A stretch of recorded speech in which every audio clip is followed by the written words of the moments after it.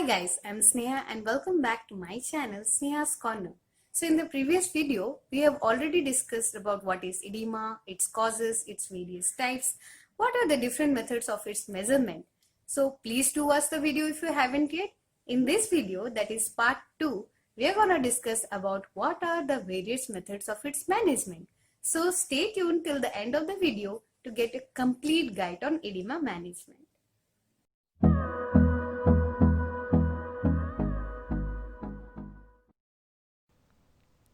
So today I am going to discuss about what are the various methods of edema management. So let's get started. So the first method is contrast bath. It includes alternate soaking in cool and warm water. We should keep in mind that the starting and the ending should be with the cold water. And this alternate soaking in cool and warm water leads to vasodilation and vasoconstriction, that is vasodilation due to warm water and vasoconstriction due to cold water, and this ultimately results in pumping action of edema, and due to this pumping action of edema, the excessive accumulation of the fluid in one region can be distributed towards the whole body. So in this way, this vasodilation and vasoconstriction helps in reducing the edema.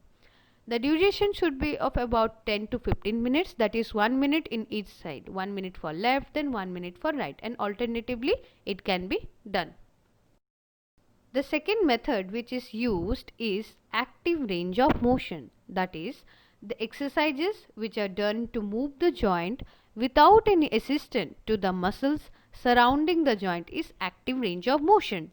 As we know that the normal blood flow depends upon the muscle activity, so it must be performed up to the maximum available range of motion, and many times this active range of motion is combined with elevation also, that is after elevation the active range of motion can be done.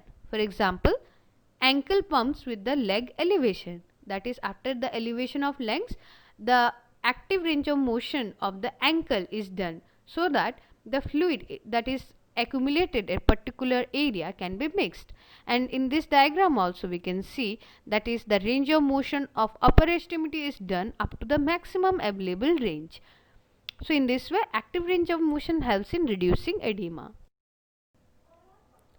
So the third method is elevation.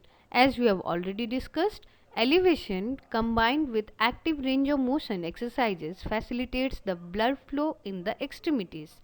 And we should always keep in mind that is if it is for the upper extremity, then the upper extremity must be kept at the elevated region, that is above the heart level, and if it is in the lower extremity, then as we can see in the diagram it's kept elevated with the help of pillow, so that the excess accumulation can be mixed towards the body. So the next method is compression garments. Now what are compression garments? These are the piece of clothing that fits tightly around the skin, and we should always keep in mind that the extremities should be wrapped from distal to the proximal direction. This is done from the distal to proximal direction to assist the lymphatic and venous drainage. That is, as we can see in the first example, that is the Coban wrap. From here it's wrapped from the distal to the proximal direction. In the distal direction it's wrapped it's slight tighter as compared to the proximal way. Similarly in the next one, that is the isotoner gloves, here also it's a slight tighter as compared to this one, that is distal to proximal. We should always keep in mind that the low pressure which is applied through this compression garment should be of about 12 to 25 mmHg, and the high pressure should be of about 30 to 40 mmHg pressure. So the fifth method is intermittent pneumatic compression. Intermittent means in intervals, pneumatic means related to air, and compression means whatever the pressure is what is applied to compress. So the pressure which is created by air and which is given intermittently is intermittent pneumatic compression.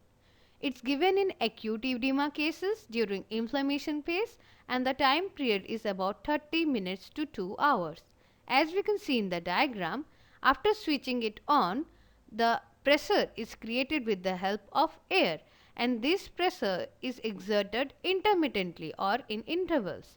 The amount of pressure must be adjusted according to the patient's condition and diagnosis, and the amount of pressure is exerted by the air. So, this is controlled by the therapist. Some of the contraindications which always be kept in mind are the patients with high blood pressure or open wounds or any type of infection or impaired cognitive function must not be given this IPC, intermittent pneumatic compression. So, moving on, the sixth method is string wrapping. In this technique, a soft cord or a string is used. The starting at the distal end of the finger, that is for example index finger, the string is wrapped closely and firmly around the finger. As through the diagram we can say, the starting is at the distal region and the ending is at the proximal part of the finger, and it's wrapped closely and firmly. And in this case, the patient hand is kept in elevation after it's wrapped, and after 5 minutes the string is removed and the patient is instructed to make some active movements, for example like active fist.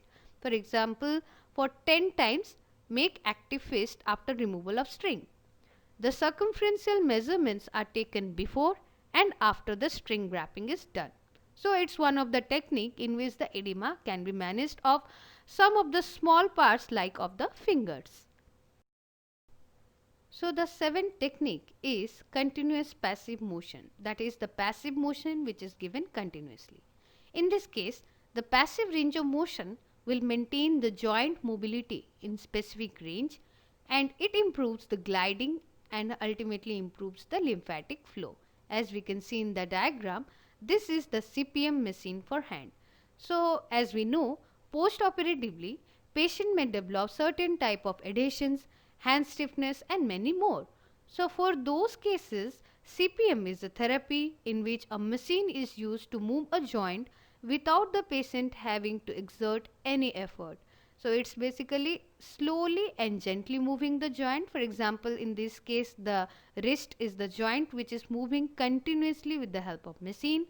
The desired range of motion and the velocity of movement as well as the time can be set up by the therapist in the CPM units. So, the next technique is retrograde massage. In this, the massage consists of manually moving the fluid from the tips of the finger back towards the heart, that is to be reabsorbed into the bloodstream.